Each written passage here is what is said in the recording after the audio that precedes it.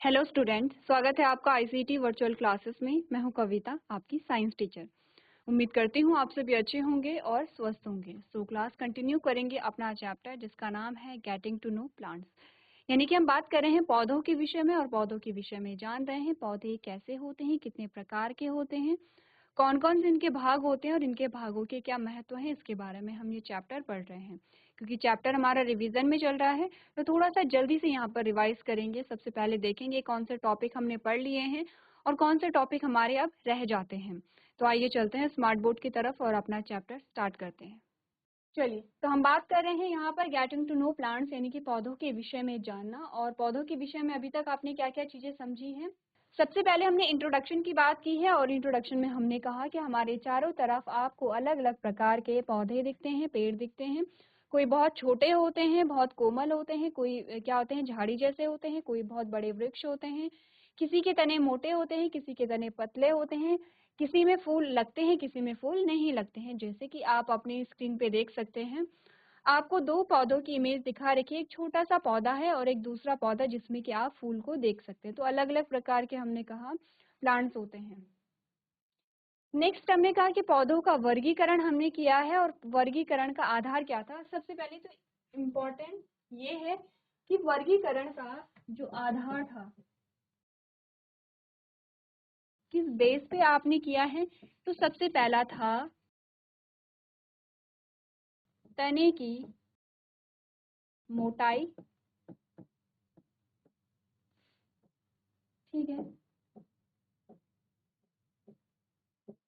तने की लंबाई,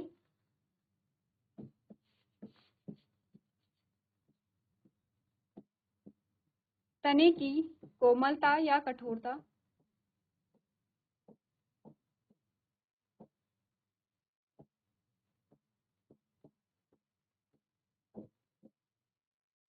ठीक है। चौथा था हमने कहा शाखाएं। शाखाएं पाई जा रही हैं तो कहाँ से निकलती हैं, और अगर नहीं पाई जा रही हैं तो किन प्रकार के पौधों में नहीं पाई जा रही हैं। तो हमने कहा कि तने के प्रकार पे अलग अलग प्रकार के तने होते हैं, जैसे कि तने की मोटाई अलग अलग होती है, तने की लंबाई अलग अलग होती है, तने की कोमलता या कठोरता होती है, ये शाखाएं किस प्रकार से निकलती हैं। इस आधार पर हमने कहा कि हमारे पास हर्ब्स आते हैं। हर्ब्स में कुछ इस प्रकार के एग्जाम्पल हमने देखे थे कि जिनके तने बहुत कोमल होते हैं, हरे रंग के होते हैं, छोटे होते हैं ये पौधे, ठीक है, और ये जड़ी बूटी के काम आते हैं। दूसरा हमने कहा श्रब होते हैं, यानी कि झाड़ियां होती हैं। इनके तने होते तो छोटे हैं लेकिन हरे कलर के, हरे रंग के नहीं होते। इनका जो तना होता है वो ग्रीन नहीं होगा, थोड़ा सा हार्ड होता है हर्ब्स के कंपैरिजन में, ठीक है। एंड लास्ट हमारे पास आते हैं ट्री, जिनमें हमने कहा इनका तना बहुत मोटा होता है, बहुत बड़े होते हैं ये पेड़, ठीक है। और तना जो है वो ग्रीन कलर का नहीं होगा, ब्राउन कलर का होगा। शाखाएं कहाँ से निकलती हैं, ऊपर से, यानी कि तने के ऊपरी भाग से निकलती हैं, ना कि आधार से निकलती हैं, ठीक है। क्लियर है यहाँ पे।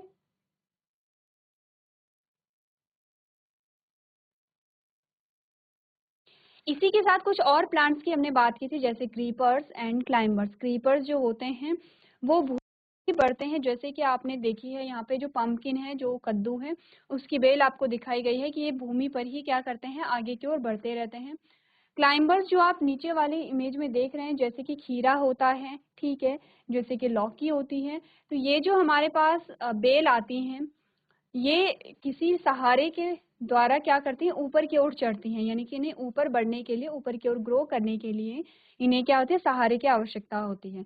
इस बात से हम ये समझे कि इनका तना तो कैसा होगा, हरा होगा और बहुत अधिक कोमल होगा, इतना कोमल कि खुद ये क्या होगा, जो प्लांट है वो ऊपर की ओर अपने आप इंडिपेंडेंटली ग्रो नहीं कर पाएगा। इन्हें ग्रो करने के लिए क्या चाहिए, एक सपोर्ट चाहिए, सहारा चाहिए।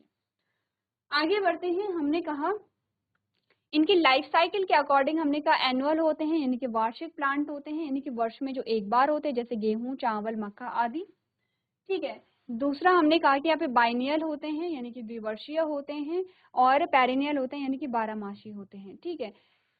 आगे बढ़ते हैं, और आगे हमने कहा फूलों के आधार पर हमने फिर से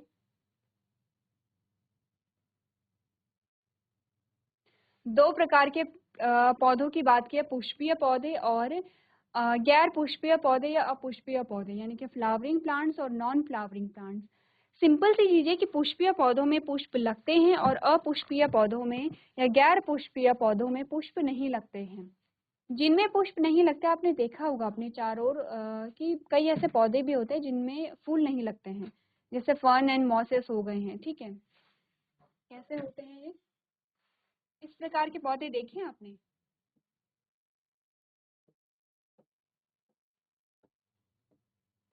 ये जंगलों में होते हैं इस प्रकार के छोटे छोटे पौधे, या फिर कुछ ऐसे होते हैं जो बहुत छोटे होते हैं। ये बरसात के टाइम पर आपको इस प्रकार के पौधे दिख जाएंगे। इस प्रकार के उनकी क्या होती है, पत्ती जैसी संरचना होती है। इनमें फूल नहीं लगते हैं। इन्हें क्या कहते हैं, अपुष्पीय पौधे कहा जाता है।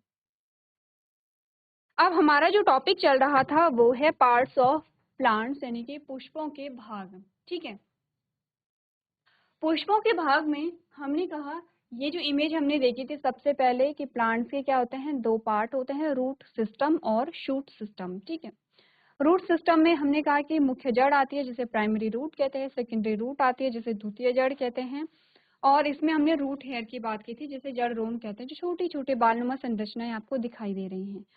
शूट सिस्टम में आपके तना आता है, यानी स्टेम है, फ्रूट है, लीफ है, फ्लावर है, बर्ड है, नोड है, इंटरनोड है। ये सभी क्या है, शूट सिस्टम है, यानी कि भूमि के ऊपर वाला भाग शूट सिस्टम कहलाता है।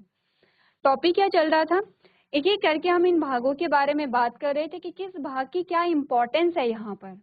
ठीक है, तो इसी में हमने सबसे पहले बात की थी तने की, स्टेम की बात की थी, और तने का सबसे पहले महत्व देखा था। तना क्या है, इस इमेज में आप देखेंगे ये है स्टेम। अब आपने कहा तने से शाखा भी निकल रही है। ठीक है, आपने कहा तने से यहाँ पे बर्ड भी निकल रही है। आपने कहा कि जो तना है तने से यहाँ पे पत्ती भी निकल रही है, तने पे यहाँ फूल भी लग रहे हैं, तने से यहाँ फल भी लग रहा है। सारे जो पार्ट है वो तने से जुड़े हुए हैं। सबसे पहला काम जो तने का है वो ये है। दूसरा काम जो तने का होता है, हमने कहा कुछ कुछ ऐसे पौधे भी होते हैं जिनके तने हम खाने के लिए यूज करते हैं। ठीक है, कुछ ऐसे प्लांट भी होते हैं, कुछ ऐसे पौधे होते हैं जिनके तनों का यूज हम खाने में करते हैं, जैसे कि हो गया है आलू। ठीक है, आलू क्या है, एक तना है जिसे हम खाते हैं। तीसरा यूज हम देखेंगे, सिर्फ आलू नहीं है और भी है, एग्जाम्पल आगे आएंगे हमारे पास। तीसरा इसका काम ये होता है कि ये जल और भोज्य पदार्थ का वितरण करेगा। कैसे करेगा, ये तना है, ये पत्ती है, ठीक है, ये जड़ है। अब हमने कहा यहाँ पर कुछ पाइप जैसी संरचनाएं लगी होंगी। ठीक है, इस प्रकार से। चलिए इन्हें अलग कलर से दिखाते हैं, आइडेंटिफाई करने में इजी होगा।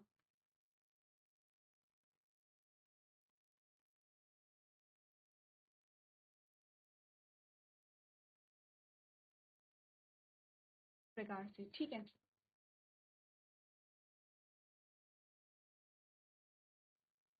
दो अलग अलग प्रकार की क्या होते हैं, पाइप जैसी संरचनाएं होती हैं।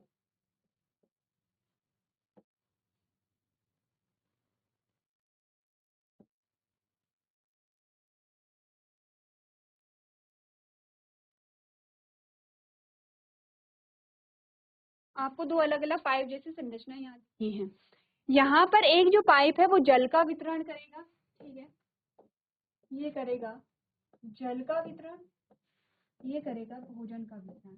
लेकिन किसके माध्यम से होता है, कहाँ पर पाए जाते हैं, आपने कहा वैसे तो ये जड़ों में भी पाए जाते हैं, लेकिन यहाँ पर जो तना है, मुख्य रूप से जो तना है, तने में ये पाइप जो होती है जिन्हें जाइलम और फ्लोएम कहा जाता है, ये पाए जाते हैं और भोजन और जल के वितरण में सहायक होते हैं। ठीक है, तो तने के बारे में हमने क्या क्या बोला, पढ़ लेते हैं। It bears leave, bird, flower, fruit etcetera, इसमें पत्तियां, कलियां, फूल, फल आदि लगते हैं। The stem conduct water from the roots to the leaves and to the other parts of the parts and food from leaves to the roots and other parts of the plant, यानी कि तना पानी को जड़ों से पत्तियों तक और पौधे के अन्य भागों तक, और भोजन को पत्तियों से जड़ों और पौधे के अन्य भागों तक पहुंचाता है। एग्जाम्पल है पोटैटो है, याम है, ginger, onion etcetera so present in the soil are actually stem and store food within them। आपने कहा आलू, रतालू, अदरक, प्याज आदि हालांकि मिट्टी में मौजूद होते हैं लेकिन वास्तव में तने होते हैं और अपने भीतर क्या करते हैं, भोजन को जमा करते हैं। ध्यान रखिए, प्याज के बारे में हमने पहले भी बात की थी। हमने कहा प्याज एक ऐसा डिस्क लाइक स्ट्रक्चर होता है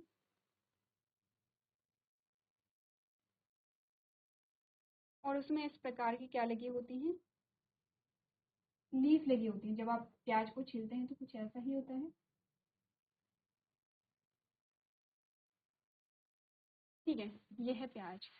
अब ये वाला जो भाग है, ये जो डिस्क है, ये स्टेम होता है। इसे हम खाते नहीं हैं, लेकिन ये होता जमीन के अंदर है। ये होगा क्या, स्टेम। ये स्टेम होगा और इस पे इस प्रकार के जो लगे होते हैं, ये होती है जड़ें, ये होती है लीफ। तो हमने अगर देखा तो हमने कहा ये प्याज की क्या है, लीफ है, ये क्या है, स्टेम है, और ये क्या है, रूट है, जो कि कहाँ होते हैं, जड़ में होते हैं। ठीक है, क्लियर है इतनी बात, आगे बढ़े। ये कुछ एग्जाम्पल हमारे पास आते हैं, ठीक है। हम बात कर रहे थे लीफ के बारे में और हमने कहा लीफ में जो है दो प्रकार के वेनेशन होते हैं, parallel venation and reticulate venation, दो प्रकार के होते हैं, ठीक है। इसके अलावा हमने कहा पत्ती का जो कार्य होता है वो मेन काम है फोटोसिंथेसिस। इससे पहले हम पत्ती की संरचना के बारे में बात कर रहे थे। एक बार देखिए पत्ती की संरचना में हमने कहा ये तो है स्टेम, ये तो क्या है, तना। तने से जिस भाग के द्वारा पत्ती जुड़ी हुई रहती है उस भाग को कहा जाता है पेटियोल। क्या कहा जाता है, पेटियोल। पेटियोल जो है वो बीच का भाग है, किसके बीच का, पत्ती और तने के बीच का भाग है पेटियोल। उसमें हमने कहा कि बीच में एक मोटी सी क्या होती है, यहाँ पर एक धागे नुमा संरचना होती है, लेकिन ये थिक होती है, मोटी होती है, जिसे कहा जाता है मिड रिब या मध्य शिरा कहा जाता है। इससे पतली पतली शिराएं निकलती हैं, इन्हें शिराएं या क्या कहा जाता है, वेन कहा जाता है, ठीक है। ये क्या है, टिप है, यानी कि टॉप का पोर्शन है। इस पूरे भाग को, इस चौड़े भाग को लैमिना कहा जाता है, ठीक है। और ये आप वेन समझ रहे हैं। ये क्या है, कटिंग जो है इन्हें हम क्या कहते हैं, ब्लेड कहते हैं। ये पत्ती की संरचना हमारे पास आती है, एक बार देखिए, आपने इसके बारे में पहले भी बात की है, हमने डायग्राम भी बनाया है। और अलग अलग पार्ट को आपसे पूछा जा सकता है, आपसे कहा जा सकता है कि पत्ती के निम्नलिखित भागों को चित्र द्वारा दर्शाइए। आप सेम डायग्राम वहां पर बनाएंगे, तो एक बार आप डायग्राम को देख सकते हैं।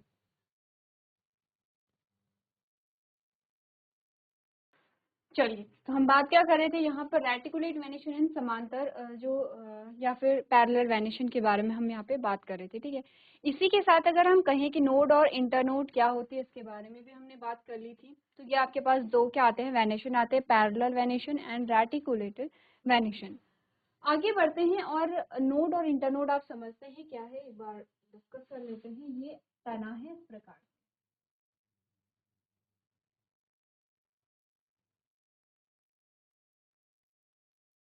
ये जड़ है, ये क्या है, शाखाएं हैं।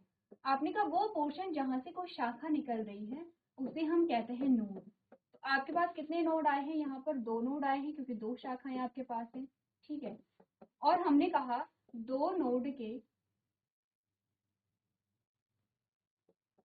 हमने कहा दो नोड के बीच की जो दूरी है उसे हम क्या कहते हैं, इंटर नोड कहते हैं, ठीक है। अब क्लियर है कि नोड और इंटर नोड किसे कहते हैं।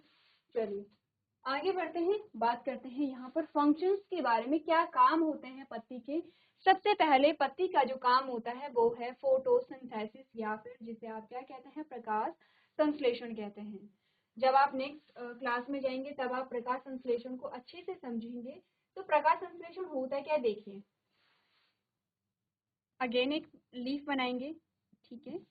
ये है लीफ,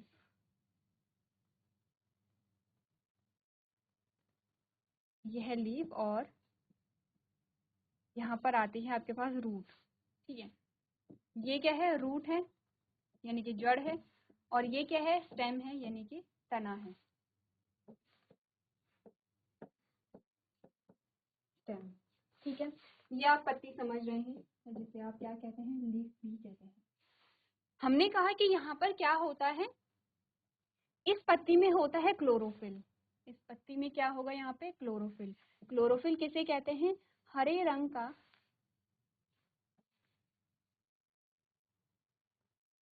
आपने का जो हरा रंग होता है उसे ही हम क्लोरोफिल कहते हैं। अभी के लिए आप इतना समझिए, इसमें है क्लोरोफिल, जो कि आपको हरे रंग से यहाँ पे समझ आ रहा है। इसके अलावा क्या होता है, सूर्य का जो प्रकाश होता है यहाँ पे,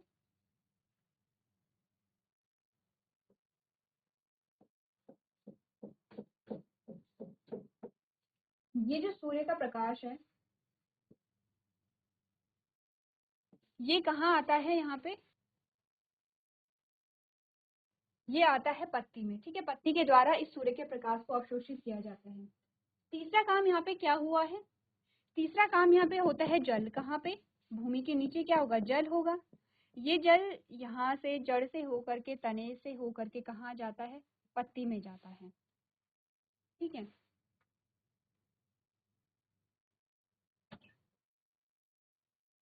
ये क्या होगा, जो जल है वो पत्ती में चला जाता है। इसके अलावा हमने कहा कि वातावरण में हवा होती है। यहाँ पे वातावरण में क्या है, गैस है, बहुत सारी गैसें हैं। कौन सी है, N2 है, O2 है, CO2 है। ये CO2 भी क्या होता है, इस पत्ती के छेद के द्वारा कहाँ जाती है, अंदर जाती है। कहाँ अंदर, आपने कहा पत्ती में, तो कार्बन डाइऑक्साइड भी यहाँ पर चला जाता है। तो बेसिकली पत्ती में क्या क्या चीजें पहुंची, अगर हम देखें कि पत्ती में क्या क्या चीजें पहुंची हैं। एक पत्ती को फिर से बना लेते हैं जिसमें हम सारी चीजें लिखेंगे। हमने कहा क्लोरोफिल, जिसे हम कहते हैं हरित लवक। ठीक है, क्लोरोफिल को ही क्या कहते हैं, हरित लवक कहते हैं। तो यहाँ पत्ती में क्या था, हरित लवक था। दूसरा, पहली चीज, दूसरा क्या था, हमने कहा सूर्य का प्रकाश था।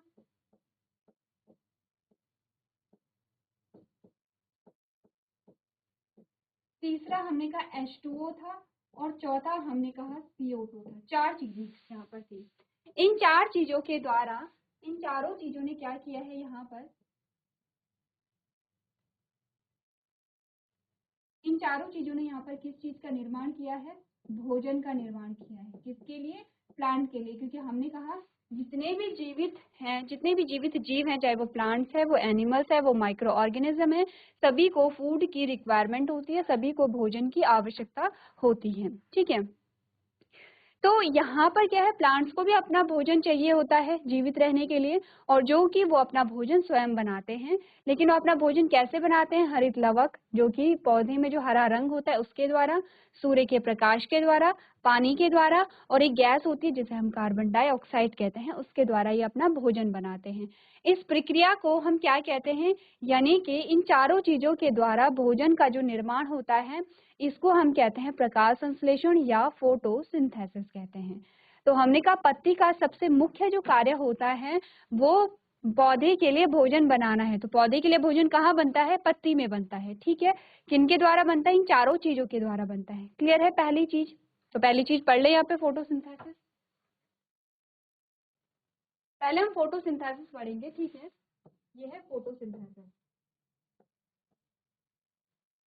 आपने कहा green leaves synthesize foods with the help of sunlight, air and water by a process called photosynthesis। क्या होता है प्रकाश संश्लेषण, हरी पत्तियां प्रकाश संश्लेषण नामक प्रक्रिया द्वारा सूर्य के प्रकाश, वायु, और वायु में क्या हमने पढ़ा है, कार्बन डाइऑक्साइड, ठीक है, और पानी की सहायता से भोजन का संश्लेषण करती हैं। तो इसमें क्या है, कार्बन डाइऑक्साइड, क्लोरोफिल भी होगा। तो ध्यान रखिए, ये आपके पास आ गया है क्लोरोफिल, जिसे हमने हरित लावा कहा था।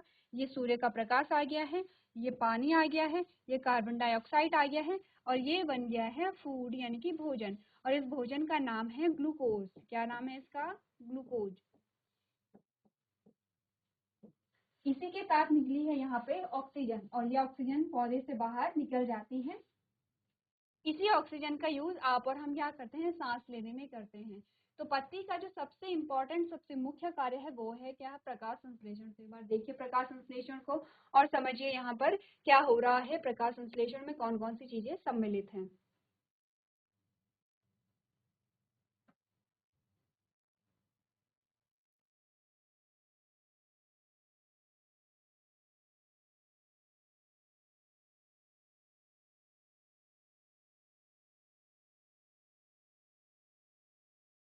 चलिए, अब हम बात करते हैं सेकंड फंक्शन यानी कि दूसरे कार्य के बारे में, जिसका नाम है ट्रांसपिरेशन या फिर वाष्पोत्सर्जन। ठीक है, तो क्या होता है ट्रांसपिरेशन, समझते हैं। देखिए,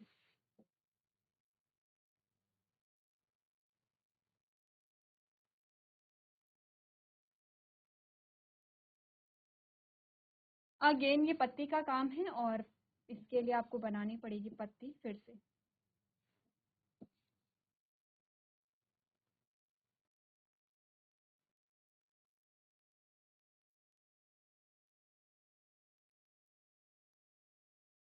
ठीक है, अब ये है रूट।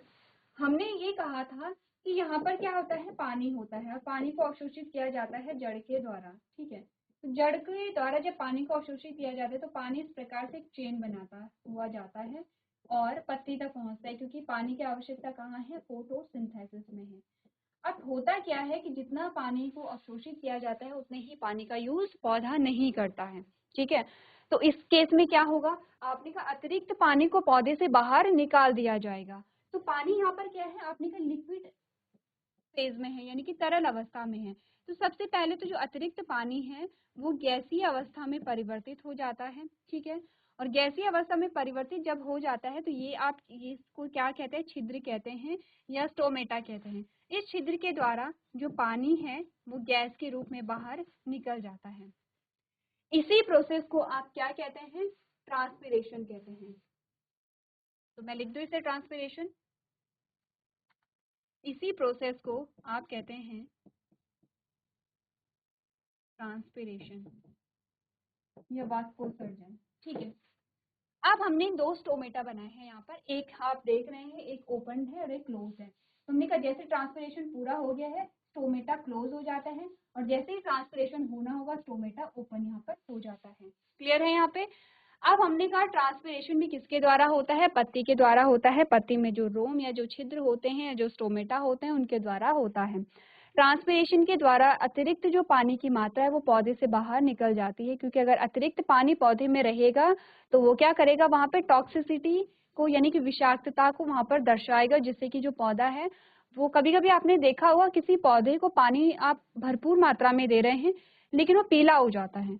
इसका मतलब ये होता है कि पानी की अधिकता भी पौधे के लिए अच्छी नहीं है और पानी की कमी तो अच्छी नहीं है, ये आप समझते हैं। ठीक है, तो दूसरा फंक्शन क्या है यहाँ पे प्लांट का, वो है ट्रांसपिरेशन। क्या पढ़ा आपने, आपने कहा it is the process of evaporation of water from the surface of leaves. आपने कहा ये पत्तियों की सतह से पानी के वाष्पीकरण की प्रक्रिया है। अब आपने कहा वाष्पीकरण क्या हुआ, वाष्पीकरण की प्रक्रिया का मतलब क्या है, सिंपल सी बात है, जो पानी है, पानी का तरल से गैसीय अवस्था में जो परिवर्तन होता है, यानी कि जब पानी को आप गर्म करते हैं तो पानी भाप के रूप में क्या होता है, उड़ जाता है। तो पानी जो है उसका भाप के रूप में जो परिवर्तन है उसे ही हम वाष्पीकरण कह रहे हैं। आपने कहा वाष्पीकरण, ये जो वाष्पीकरण है कहाँ पर हो रहा है, पत्ती की सतह पर हो रहा है, इसीलिए हम इसे क्या कहते हैं, वाष्पोत्सर्जन कहते हैं। तो वाष्पीकरण और वाष्पोत्सर्जन एक ही प्रक्रिया है, लेकिन इनमें डिफरेंस क्या है। हमने कहा वाष्पोत्सर्जन हमेशा कहाँ पर होता है, पौधे में होता है, पौधे की पत्तियों में होता है। पौधे की पत्तियों में होने वाला जो वाष्पीकरण होगा उसे हम वाष्पीकरण नहीं कहते हैं बल्कि वाष्पोत्सर्जन कहते हैं। तो फिर आपका क्वेश्चन ये होना चाहिए कि तो वाष्पीकरण कहाँ पे होता है। आपने कहा जब आप पानी को गर्म करते हैं तो वो वाष्पीकरण है, जब आप गीले कपड़ों को सुखाते हैं तो वो वाष्पीकरण है, जब आप अपने बालों को धोते हैं और आपके बाल सूख जाते हैं तो वो वाष्पीकरण है, जब बहुत धूप पड़ती है और जो समुद्र है, तालाब है, वहां का जो पानी है वो भाप के रूप में उड़ता है तो वो वाष्पीकरण है। ठीक है, तो अब आपको डिफरेंस पता चला वाष्पीकरण और वाष्पोत्सर्जन में क्या डिफरेंस है। वाष्पोत्सर्जन सिर्फ पत्ती में आपको मिलता है। तो चलिए डेफिनेशन को आप लोग नोट कर लेंगे।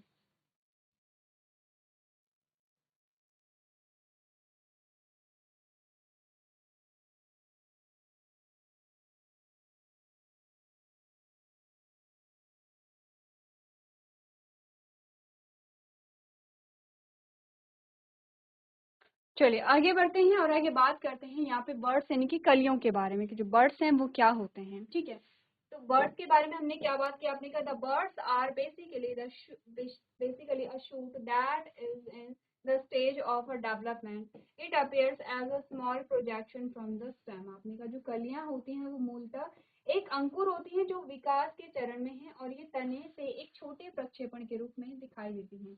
एक्चुअली ये बर्ड्स क्या है, बर्ड से कुछ भी चीजें बन सकती है, बर्ड से शाखाएं निकल सकती हैं या उससे फ्लावर बन सकता है। ठीक है, तो आप जानते हैं जैसे कली को हम लगाते भी हैं, कभी देखा है हमने रोज जो प्लांट होता है, रोज को हम लगाते हैं तो रोज के हम कलियां लगाते हैं, ठीक है। तो जो कलियां हैं वो क्या होती है, डेवलपिंग पार्ट होता है किसी भी पौधे का। डेवलपिंग पार्ट या ग्रोइंग पार्ट जो होता है उसे हम कली कहते हैं, ठीक है। अब हम बात करेंगे फूल के बारे में, और फूल के बारे में हम डिटेल में समझेंगे चीजों को, क्या क्या समझेंगे एक बार बात कर लेते हैं। सबसे पहले हम बात करेंगे फूल के डायग्राम के बारे में, और ये हमने पहले भी बनाया है, तो ये इम्पोर्टेंट पार्ट है। देखिए सारे टॉपिक इम्पोर्टेंट है, लेकिन फ्लावर जो है उसका इम्पोर्टेंट जो टॉपिक है वो आता है। सबसे पहले हम फूल को बनाएंगे और उसके अलग अलग पार्टों को यहाँ पे प्रदर्शित करेंगे, ठीक है। उनके अलग अलग पार्ट्स को हम क्या करेंगे, यहाँ पे प्रदर्शित करेंगे। अब उसके बाद क्या होगा, उनके नाम आप देखेंगे और उनके फंक्शंस देखेंगे। तो मेनली 4 पार्ट्स के बारे में हम बात करेंगे और चारों के फंक्शंस हम यहाँ पर देखेंगे, क्या क्या किसका फंक्शन यहाँ पर होता है। तो ये सारे पार्ट्स हैं जिनके बारे में हम बात करने वाले हैं, ठीक है। ये आपके पास आता है यहाँ पे स्टेमन, इसका क्या काम है, इसके 2 भाग हैं, एंथर एंड फिलामेंट। एंथर का क्या काम है, फिलामेंट का क्या काम है, इसके बारे में बात करेंगे। दूसरा आपके पास आता है पिस्टिल, और पिस्टिल के आपके 3 भाग आते हैं। तीनों भागों के हम क्या करेंगे, यहाँ पे फंक्शंस को देखेंगे। उसकी के साथ हमारे पास रूट आती है। तो इस प्रकार से हमारा जो नेक्स्ट टॉपिक होगा वो है यहाँ पर फ्लावर। आपका काम ये है कि आप फ्लावर को घर से पढ़ करके लेके आएंगे। आपने नोट्स बनाए होंगे और नोट्स में आप देखेंगे कि फ्लावर में आपने क्या क्या चीजें यहाँ पर समझी हैं, क्या क्या चीजें यहाँ पे बनाई हैं। 4 मेन पार्ट होते हैं और उनके सीक्वेंस आपको देखने हैं। जैसे कि आपके पास क्वेश्चन आता है कि फूलों के भागों को प्रदर्शित कीजिए, और फूल वो जो क्रम होना चाहिए वो अंदर से बाहर की ओर का क्रम होना चाहिए या बाहर से अंदर की ओर का क्रम होना चाहिए। तो सीक्वेंस यहाँ पर इम्पॉर्टेंट होता है। ऐसा नहीं कि आपको चारों भाग पढ़ लेने हैं, आपको सीक्वेंस भी पता होना चाहिए कि अगर आप बाहर से अंदर की ओर फूल को पढ़ रहे हैं तो कौन कौन से पार्ट्स के सीक्वेंस में आएंगे, और अगर अंदर से बाहर की ओर पढ़ेंगे तो कौन कौन सा सीक्वेंस वहां पर आपको दिखाई देगा।